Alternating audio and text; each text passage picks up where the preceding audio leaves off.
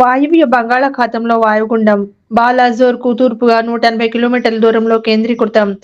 ఇది మరింత బలపడి తీవ్ర వాయుగుండంగా ఈ రోజు సాయంత్రం పశ్చిమ బెంగాల్, బంగ్లాదేశ్ మధ్య సాగర్ ఐలాండ్ ఖేపుపరా వద్ద తీరం దాటనుంది. రాగల 24 గంటల్లో ఉత్తర కోస్తాలో భారీగా వర్షాలు పడే అవకాశం. ఉత్తర కోస్తాలో గంటకు 40 నుంచి 50 కిలోమీటర్ల వేగంతో ఈదురుగాలులుంటాయి. దక్షిణ కోస్తాలో కొన్ని చోట్ల భారీ వర్షాలు పడే అవకాశం. దక్షిణ కోస్తా జిల్లాలో 30 నుంచి 40 కిలోమీటర్ల వేగంతో గాలులు కొనసాగుతాయి.